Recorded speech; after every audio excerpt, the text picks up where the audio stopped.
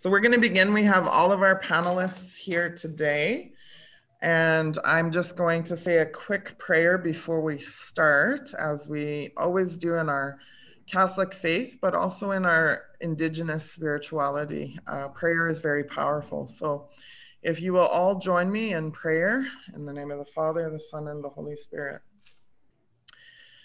Creator, we thank you for the opportunity to gather together on Treaty 8 territory, the homelands of the Beaver, Dene, Cree, and Métis people. We are grateful to be able to learn and live on this land as visitors. We recognize the contributions that each nation has had in building the success of this community we now call home. We ask you to be with us today so that our minds, and more importantly, that our hearts are open to hear the stories and experiences that will be shared here today. We pray for all the children who were forcibly sent to the schools and their families who were deeply impacted throughout the generations because of the atrocities that occurred in them. We ask you to bring comfort to those families who lost loved ones in those schools and those who never made it back to their families. We recognize as Indigenous people that children are a true gift and one that should always be cherished. We pray that those who lead our communities and country will learn from the stories of survivors and never force this type of system again. Because we are learning it in fact was not a good thing. To all the survivors, we thank you for your strength to share. We recognize that this was a dark time in our history that we hope to never repeat. For this prayer, we speak out loud, and those that we hold in our heart, we bless ourselves in the name of the Father, the Son, and the Holy Spirit. So thank you everyone for joining us today. My name is Omarla Cooke. I'm the Indigenous Education Team Supervisor, and I also teach Indigenous Studies. I am honored to be here today to help bring learning and knowledge about Indigenous residential schools that existed many years ago, some not that many. But I've asked 3 people to be present with us today, panelists, and those panelists are very special people in our communities and in our hearts, and we're grateful that they had the opportunity to be with us. Our first panelist is representing the past, and that's Loretta Parenteau-English. She is an elder in our community and a wealth of knowledge for all of us. The second panelist is representing our present, and that is Miss Laura Tapson, who is our religious education lead. She is in charge of ensuring that our religious and our faith is kept present in our schools and in our community as well. And our future is a grade 11 student from St. John Paul II, Maddy Klimack. And all of them are very knowledgeable in the topic that we will speak of today. I know that it's not September 30th, and September 30th is a day in which we honor by wearing orange shirts. So I encourage you to wear orange shirts, but I also encourage you to listen to the stories of our survivors and those who came before us and teach us about residential schools and the impacts. Again, I ask you to mute all of your mics so that we can hear and be present for our speakers. We do have some questions that were sent to us from schools, so we will be sharing those with each of you. Please make sure that your mics are off. If you want to close your video link, you're more than welcome to do that as well. But I'm going to allow the panelists just to say a little bit more about themselves, and we will begin with Loretta. Good morning, everyone. My name is Loretta Parenteau-English. I'm a Pikanaki from Southern Alberta. I was raised on the Piikani Nation Reserve. I grew up there with both my parents till I was age 10. And then from age 10, I went into the system, the child and family system. I grew up in care. Um, and when I was taken into care, my father had passed away. So my mom at the time was in a motor vehicle accident, and we didn't have our parents with us. So we were put in care, and that's when I attended the residential school in Cluny, Alberta. It's just east of Calgary. A town called Gleason. That's where we went to school, myself and some of my siblings. Today I bring you myself. I'm a grandmother. I'm a mother. I'm also an auntie, sister, and sister-in-law. I'm also a widow. My late husband passed. And I hope the information that I share with you um, helps in understanding our history as Indigenous people.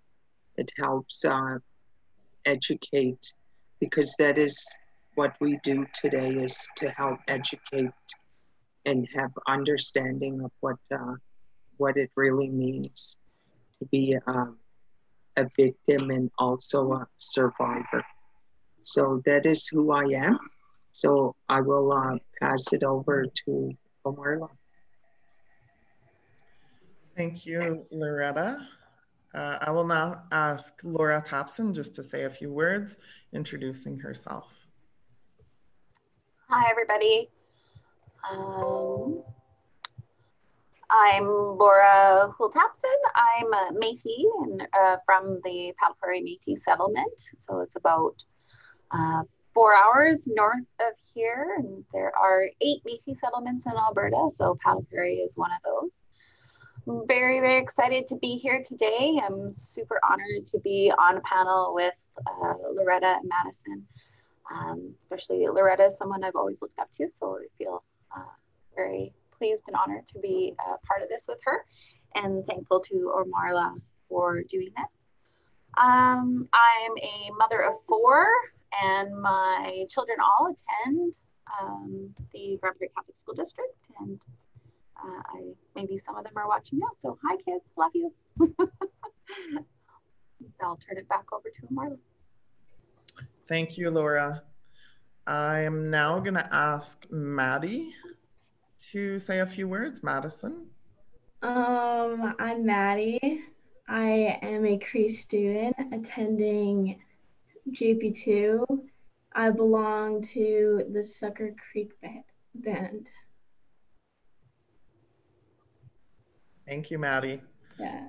All right, so just to make things easier for everyone, if you want to just see the person that is on screen, if you go to the top right, you'll see a view box. If you click on that, you will see just the speaker who is speaking.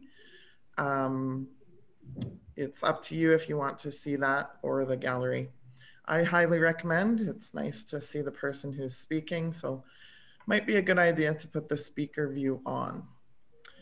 All right, so we're going to get into our questions. Again, today is the day that we are learning about residential schools from the past, the present, and our future.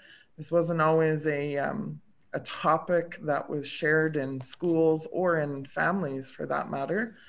So it is something that we're learning more and more about because we recognize that it was not a good time in our history. So our first question is going to go out to Loretta. And this was sent in from STM in Fairview. The question is, how many years did you attend residential schools?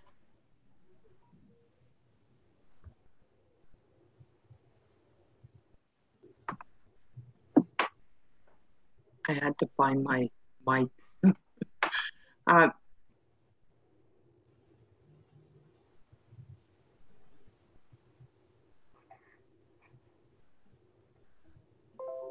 I think you're on mute again, Mom. okay. So how many years I attended residential school?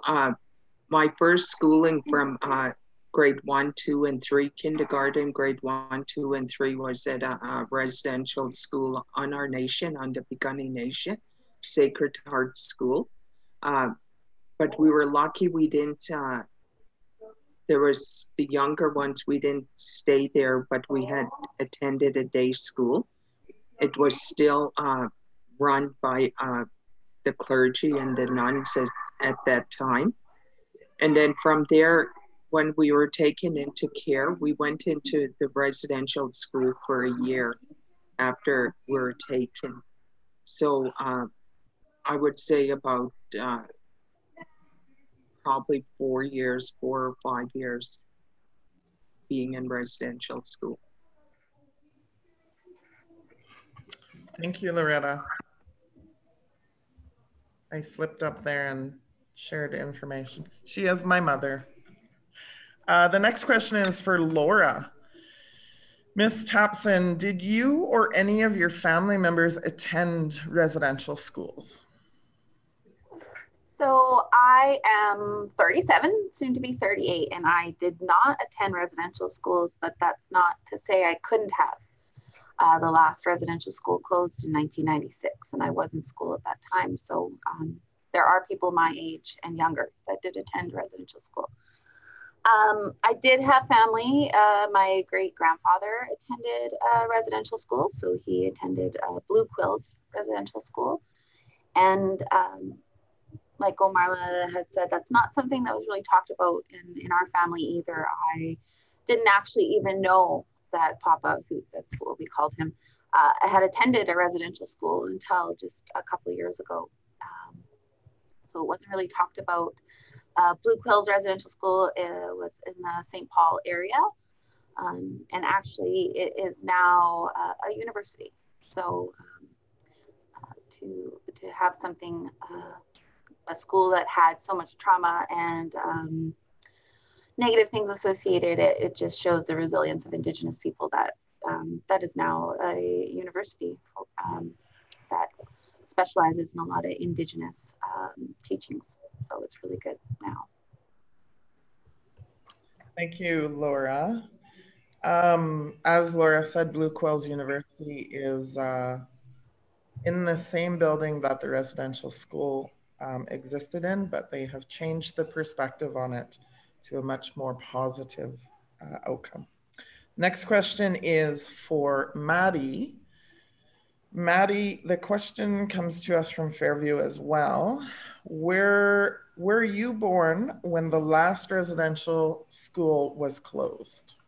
No, the last residential school was closed in 1996, and I wasn't born until 2004.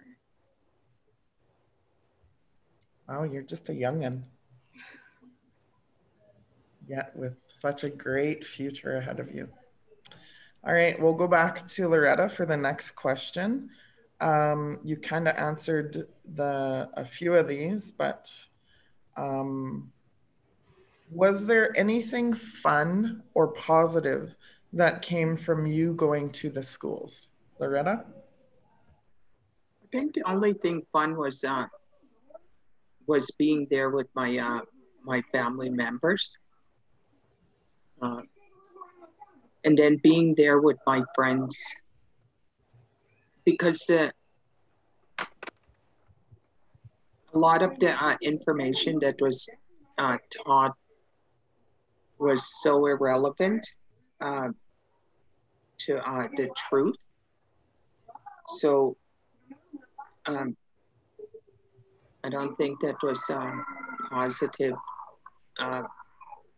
I think the positive thing was just my cousins. Like when I was in the 4 years spent at Sacred Heart School, my friends and cousins, there was still a lot of a lot of things that were not very positive at all. And at the other school in Sikshikai, it was more having my siblings with me by my side, my younger siblings, because we weren't placed with my older siblings. And we also were separated from the males, my brothers. So I didn't see my brothers. It was just my two younger sisters that I saw. So those were the positive things of having family close to me. There is somebody who has their mic on. If you can just make sure your mics are turned off, muted. Thank you, Loretta. Our next question is going to be for Madison. The question is, did any of your family members go to residential school? Yes, my granny, that is my grandpa's mother. Her name was Lena Windiandy, and she was a residential school survivor, and she attended with her brother who passed away in the residential school. And that's all we can confirm from my family. Thank you, Madison. That's interesting that you allude to the confirming of the information. Again, this is not a topic that was often talked about because of the negative impacts that it had on a lot of people. It wasn't something that was shared openly. And sometimes even the records of those who attended residential school were not kept accurate, as we see now in our search for answers. Some of those records are not kept very well. All right, Miss Tapson, Laura, I have a question for you. How have you been impacted by residential schools? I thought about this one a lot, and although I don't have any of my immediate family that went to residential schools, my great-grandfather passed away when I was a teenager. The way I was impacted by residential schools, I think is evident in the community I grew up in. That people in our community were impacted directly. And even now, looking at the people I know within the Indigenous community in Grand Prairie, and how they were impacted. So when we talk about how have I been impacted in residential schools, I think that everyone in Canada can answer yes to this, that you have been. Because people you have relationships with are impacted. And that then impacts you. So how have I been? I think it's impacted me by making me more aware of the damage and the intergenerational trauma that's been happening, or that is happening today. I think it's made me more compassionate, knowing more about residential schools and understanding what people have gone through and the trauma they experienced. And I know in my family personally, there's been concerns around addiction and things like that, that to some extent do stem from residential schools. So I guess that's all I have to say. So Omarla. Thank you. That's very true. We're still being impacted and learning about the impacts of residential schools. But we're also, it's not just Indigenous peoples that are impacted, it's all of Canada, because this is our history. And for far too long, our history has not been shared, or it's been a one-sided sharing of the narrative. So yes, we are all impacted.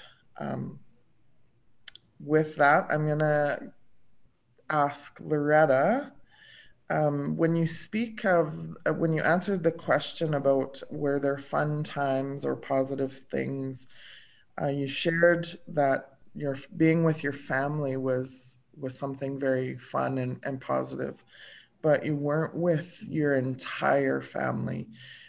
Can you just share with us how that being away from your parents, your grandparents was on you while in school?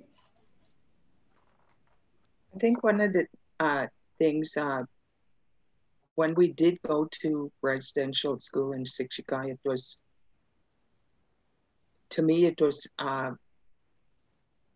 like when we went there, initially went there, we were driven in 2 vehicles. And it was fun, like we're fooling around, playing around. And then when we got into the school, it just, the smell of the school, and like you could smell hardwood and just the smell of it. And you walked into the school. Hi, Mama. And it was kind of like Hi, Mama. Like it was just different. We were separated from our brothers, so we couldn't see our brothers. And then we were also separated from the older siblings, and we were brought into this room, and all there was beds, like all these rows and rows of beds. But you never really had time to think of like your parents or your the family you left behind, because you were just alone. Like I had 2 sisters, younger sisters. One was really young. I think she was only 5 or 6. But I think what we got into was surviving, because we weren't fed a lot, so we were always hungry. So it was more of a survival. We had to know what we were doing in that environment. So we didn't have time to miss our family. We just had to survive. And because we didn't wear our clothes, we were given clothes. Like everything was taken. Like when you mentioned the orange shirt, and knowing the story about the orange shirt, things were taken from us. We didn't have our clothes. We had to wear the clothes that they were given. And a lot of times it was clothes that were sewn. So we didn't really have time to think about our family that was outside. It was just about having to survive every day. That's what we had to do. We had to survive every day. And still be able to learn the curriculum. If you ask me, what did you learn in school? I have no clue. No clue. I don't know. Did I learn math? I don't know. You know, did I learn English? No, I don't even know. I don't know what I learned in school. So it's just about survival. Thank you, Loretta.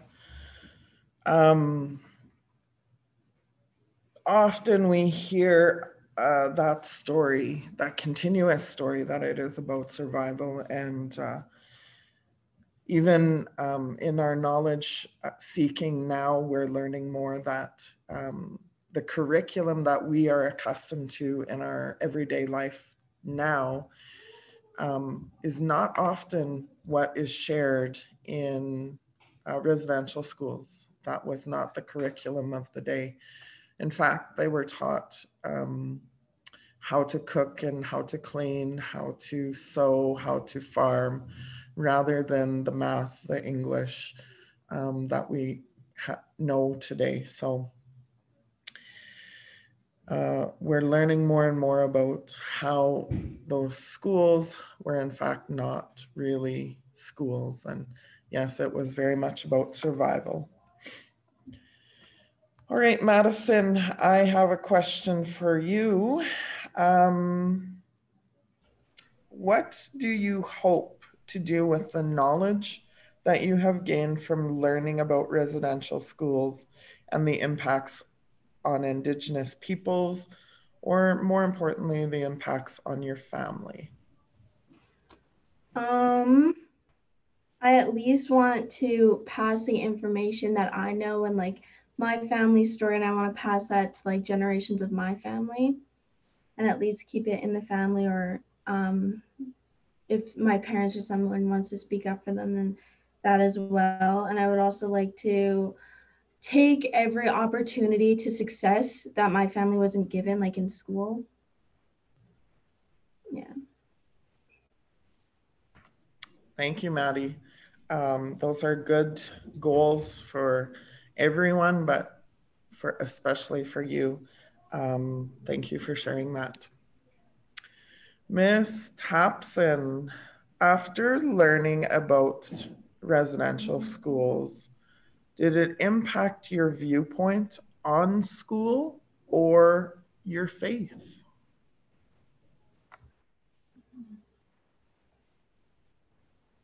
I'm muted. Okay. Yes, it definitely did. Like you mentioned, residential schools were not something that was, like when I was growing up, we did not learn about that in school. It wasn't something that was talked about. It wasn't even in university. It wasn't until university and late in university that I actually started learning about residential schools. And when I learned about it, it did impact me. It did cause me to I was very angry at the Catholic Church. When we look at the residential schools across Canada, Alberta had the most residential schools out of any province in the country. I think it had 26 residential schools in Alberta. Most of the residential schools in Alberta were run by the Catholic Church. And when I was growing up, the two ways that I really identified the most was as a Catholic and as a Métis person. I had a lot of inner conflict when I learned about the Catholic involvement in residential schools. So I was very angry for a long time. However, I did come to understand that when we look at our Catholic faith and we look at the core teaching of our faith, the center of our faith is love. And so the people that ran those schools, the people, they lost that center. So they lost the core of our faith. Because it's impossible for them to be involved in something like that and still proclaim the message of love, because those schools were anything but love. So I use it as a message for myself. I try to let go of that anger, because anger is not really a feeling that is helpful. And instead, I look to the people that ran those schools and I look at what they did, and I use that as a guiding thing for myself, that I need to make sure I never follow a path like they did, and always keep my center at love, because our bias and sometimes we get distracted in our bias and the things that we think we're doing that are right but are completely wrong. We need to always make sure that we are doing things out of love. And So the people, the Catholic Church that contributed to those schools, the people that were part of that were not representative of our faith, I don't believe. So I think they were completely wrong. So I've come to terms with that and what they did, and I think those people lost their way. They lost connection with what our faith is truly about. So I guess, did it change my viewpoint on our faith? It did for a while, and it took me a long time to come around to where I'm at now. Sorry, it's a very long answer for that. Yeah. Very good answer. Thank you, Ms. Tapson. I mirror that perspective as well. It very angry once I learned the harms in which my family was inflicted on them. And I struggled with that as well in being a very well-rounded Catholic person. So it was a struggle, but one of the hugest things that my grandmother is a foundation for all of us is that faith, the faith in that we are not alone, and Creator is love, and God is Creator. So that love. So thank you for that. Miss Parenteau-English, Loretta, you spoke of in your introduction about being a mother and a grandmother, and just a question in regards to that. What is your hope for those that you are a mother and a grandmother, and hopefully one day a great grandmother, and so on and so forth? What is your hope for those that you love? I think what you just said, I think it's love. To have that love instilled. One of the things, no matter what I went through in my life, I never wanted my children to hate. Never, ever wanted them to hate.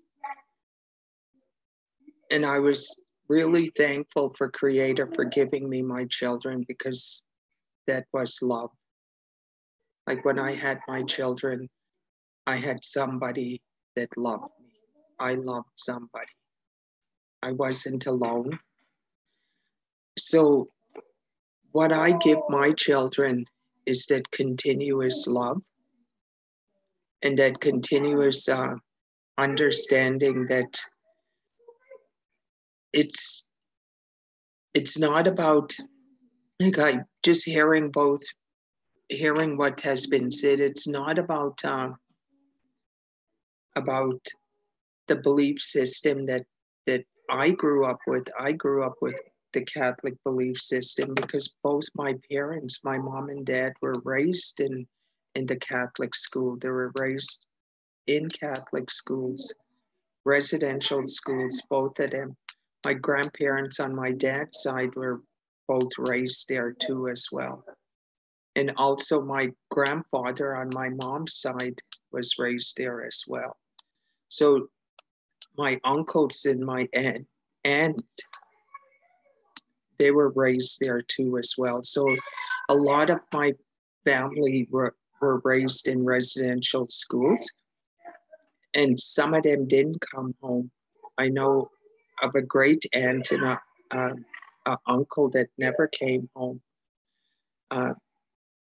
So not to have that,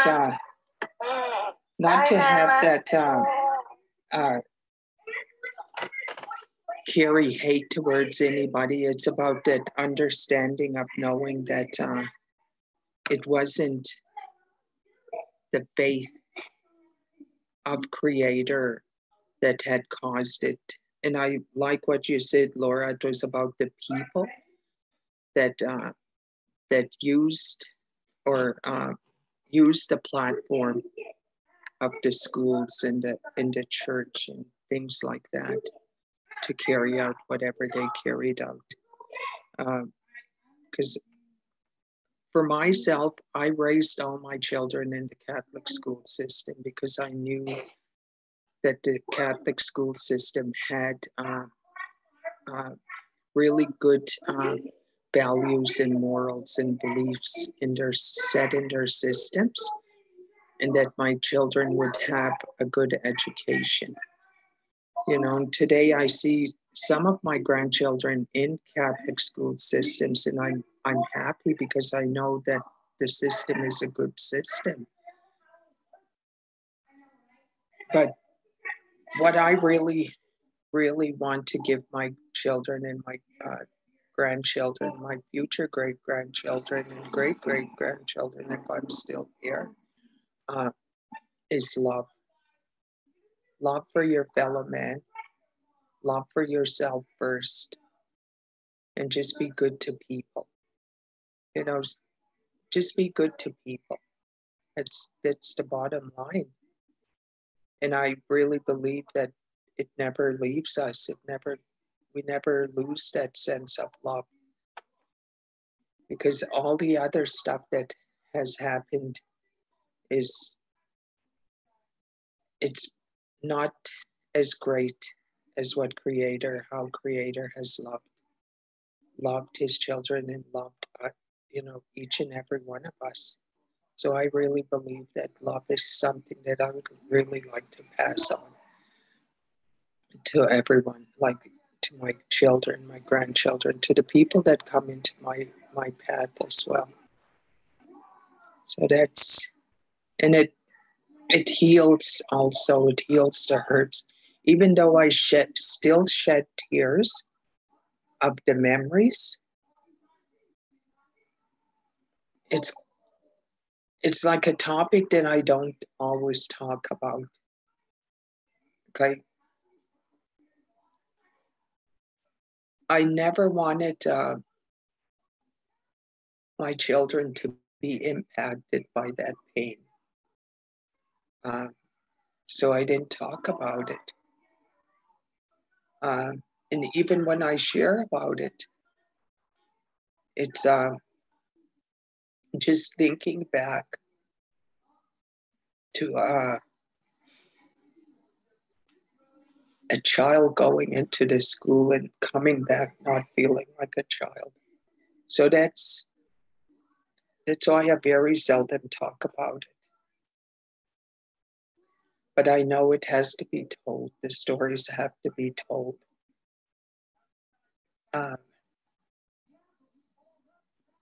And it's just having the education of telling the stories and educating people that it did happen. Things happened at that school that weren't right. But the thing about it is, in order to go forward, we need to continue to educate and help people understand. But I will hang on to that, to my teaching of just loving my children and loving my grandchildren, my future great-grandchildren that are going to come into this world. So that's all I would like to say. Thank you.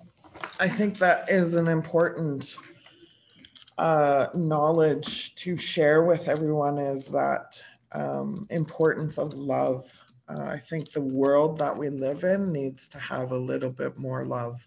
And when the Black Eyed Peas sing "Where is the Love," I hope that we can answer inside of us, shining out. If you don't know, I'm a Black Eyed Peas fan, so there's my reference. Madison, I have one question for you, and then we'll get to our last question that is for everyone. We're coming up to our time of ending this. If there are questions that anyone who is online would like to ask, I'm not part of the Google Classroom, so I'm not sure if there's questions there, but if there are questions that anyone would like to ask there, please feel free to put them in this chat. But Madison, as our future representative in this panel, what is your hope for your future and the future of your generation and those to come? Personally, for my future, like I said, I want to take majority of the opportunities that I'm given.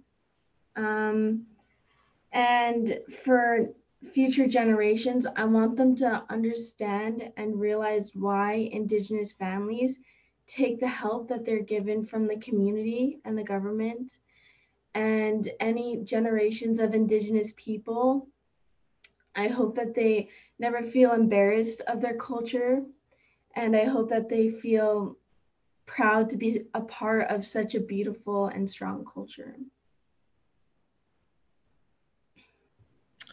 Thank you, Madison. That is a wonderful hope and dream for our future. Just some questions that are coming up in our chat. I almost said Snapchat. This is not Snapchat. Question is, for Loretta, this would be you. How long did children typically have to spend in residential schools? And did they get to visit home? So what is the typical amount of time a child was in residential school? And did they get to visit home? I can only go by the knowledge of what my mom shared with me. When my mom, her siblings started going to school, she had a sister and a brother and her older brother. There was 3 of them. And her older sister passed away. And then her older brother passed away, both of them in residential school. And there's stories that are told of how they passed.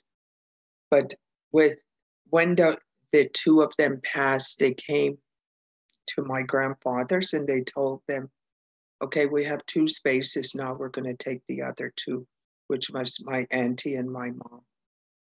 And they went.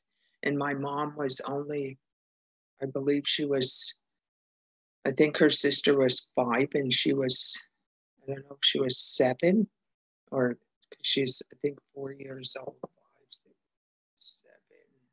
So she would have been 7 and her sister was younger. But they both went. And she didn't come out until she was 15 years old. And my mom, when she was telling me stories, she said, my grandmother never went to residential school, never had any contact with non-Native people. So she spoke fluent Blackfoot. She could not speak English. All she spoke was Blackfoot. And my mother hung on to her language because she needed to communicate with her mom. So when she went to residential school, she hung on to her language. And there was a certain time of the year that my grandfather performed ceremony, and she knew she had to go and help her mom. And she said there was times that they wouldn't let her go. And she said she felt so bad because her mom had to do all the work. So it was sporadic of when the family went to see their family members. When we went to school in Sikshikai, we couldn't go home. We were there when we went there. We could not leave. We had to always be in presence of the staff that were there. We could not leave the school. We couldn't leave. We had to be at the school. So they wouldn't allow us to go anywhere. There was times that myself attempted, but that turned out very negative. So we didn't leave the school at all. We had to always be in presence of the priest that was there. We couldn't leave the school. So those are what I can go by. And I know other people that didn't have contact with their family, because I know in the residential school on our nation, there was a lot of people brought in from different areas. We had two ladies that were brought in from one of the Métis settlements in the north. And there were only two little girls when they came, and they were twins. They'd never left our reserve. They grew up, they married, and stayed on our reserve. I think later on in their life, they connected to their real family because they didn't know their real family growing up. So those are the things. And we also had an Italian lady that was brought to the residential school, and she grew up in the residential school and married on our reserve. So going home, it was very limited. Like we couldn't go home. It felt so isolated. And when you look at the locations of where the residential schools are built, they must have been really isolated, like nothing around them for miles and miles. So that's it. Thank you. This is a good question generated from Mrs. Gossie's grade 5 class. When do kids get, this one's for you, Loretta. When did kids get to go to bed, and when were they allowed to get up, and what did they have to eat? When do they get to eat? We had 3 meals with breakfast, lunch, and supper. Some of the foods I wouldn't even know what they were. Like they're just different kind of foods. Like really different kind of foods. I don't know if they were real food for humans, but they were different. Bid times, time wasn't really a factor. Like it wasn't really something that you took note of. It was just like after we had our supper, we go into the girls' dorm. And from the girls' dorm, then whoever was selected to go do whatever would be selected. And then from the girls' dorm, then we go into our dorms. And everything was closed, so we didn't really know if it was still daylight outside or what. So we didn't really have time, or we didn't have clocks around the building either. So we didn't really know the time. And one of the things I can speak about time, my mom grew up in residential school, and when she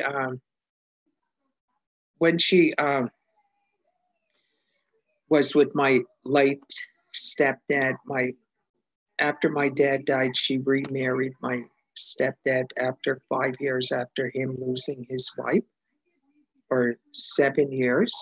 But anyway, he used to always buy her these really fancy watches, like really nice watches. And this one day, she was looking at her watch, and she told me, my watch stopped again.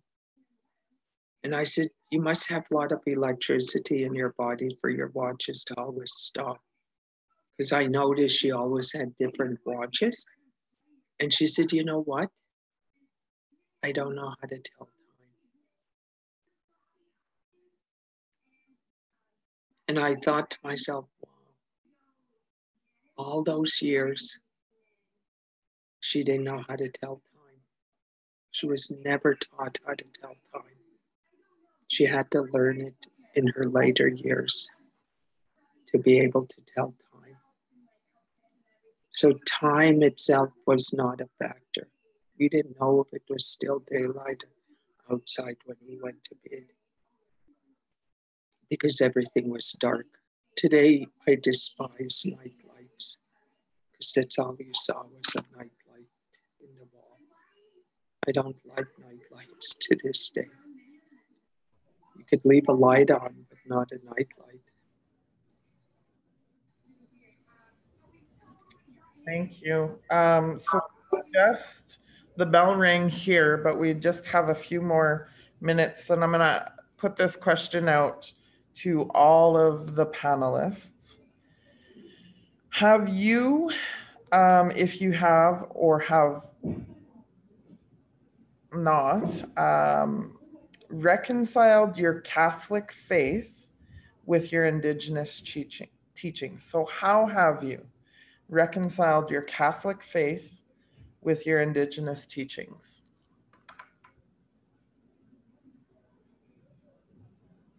That's a panel question.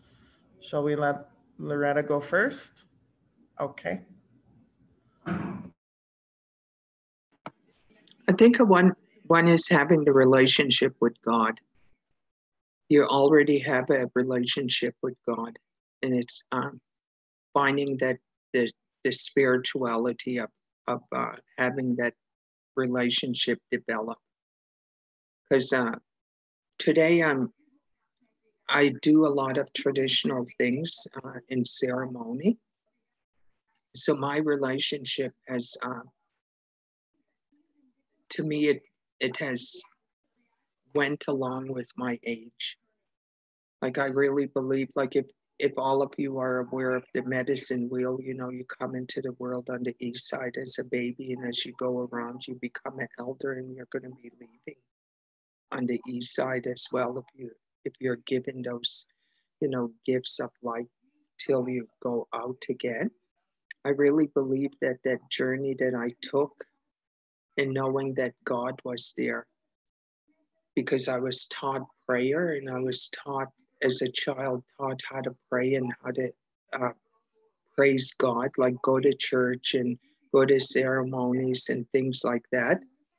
It has grown as I get older.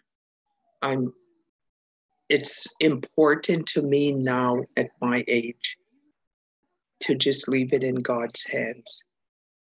Everything about life is about the purpose. We are in control. I really believe that. That was the words of my late husband before he died. He told me we are not in control, and I really truly believe him. We are not in control. Creator God is in control. We call him Jesus, we call him whoever, but he is in control. So the relationship has really grown. No matter what we go through, I really feel that what we go through in life is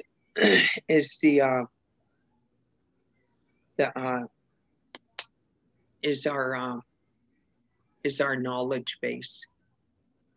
What we endure in our lifetime is what we can sit and tell people about it. Like even today, even though it still brings tears to me, I can still share it because it's my resource. I can still share it with everyone in these Zoom, the computer or whatever. I can still share it because Creator has brought me through that journey. And I've never lost faith with him because I believe in God. I truly believe in God. So that is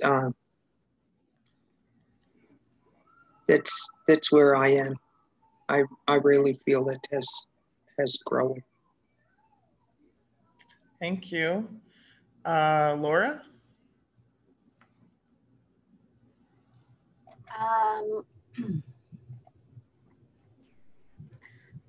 So growing up Métis, the faith was a big part of our culture. And for me, the Catholic faith really blended between the two. So I think following on what Loretta said about looking at the medicine wheel, and I keep, as I get older too, looking at what the Catholic Church teaches and looking at Indigenous spirituality about the whole person and how important all aspects of ourselves are, when we look at our mentally, making sure that we're balanced and healthy, that our mental health is healthy, our physical health, our emotional health, that we're not just some brain inside our body, that everything is really important and connected. And just the older I get, the more I look at our earth and the world and the land, and how much, how big of an impact that is, and how important it is in our lives. I was just up in Paddle Prairie and got to go 3 days with absolutely no cell phone, no internet, and no nothing, and just being on the river and in the bush. And how our faith teaches us that we need to take care of our earth. We need to take care of what we have.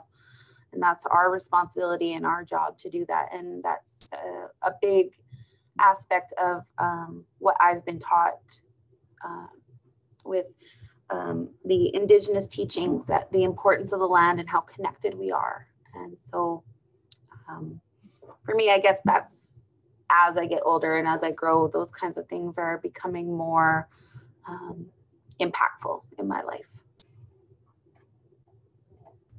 Thank you. We have time for a quick response, Madison. I'll just repeat the question. How have you reconciled your Catholic faith with your Indigenous teachings? Well, I don't blame the church, and I don't blame the religion itself that happened. I think that it was just people that were hiding behind the religion, and I guess, and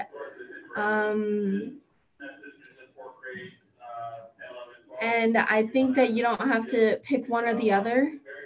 I guess you can have the best of both worlds, and I know that no matter what I go through, no matter what I do, I always have my smudge and I have my prayers, and just, yeah. Love that answer. The best of both worlds. Loretta has a message for Julius, if Julius is watching, if he's still there. So that is our time. It is close to, we've gone over a bit. So I would like to thank everyone. First, I would like to thank our past representative, Loretta Parenteau-English. It is always an honor to have your teachings and your knowledge sharing with us. I have the best of both worlds in that she is not only my elder, she is also my mother. And that's the greatest gift I can ever ask for. And for our present, Laura Tapson, again, I have the best of both worlds. Not only is Laura my religion educational guide guru, she is also my cousin through marriage, and I'm very grateful for that connection. And our future is so much brighter because this wonderful young lady has a head on her shoulders, sees the world in a loving way, that wants to see change for positivity. And so we are grateful and thankful for Miss Madison Madison. I can never say your last name. We are grateful that you are here. There are questions on the chat that I did answer. I noticed there was a hand up. I think that they are just telling me that they're leaving. Thank you guys all so much. It is my honor to be able to share the knowledge that I have. But it is always an honor to have those in our community who have more knowledge than I do and to bring it all together. So thank you guys for doing that. And thank you for joining us. It is recorded, so if you missed something, you can go back and see. And Maddy, I'm sure you'll go back and see how awesome you looked on this. Grade 3 says, thank you. Miss English, Mrs. English in the 3B says thank you. Joel, Mr. McLeod says thank you. So thank you all and have a great day.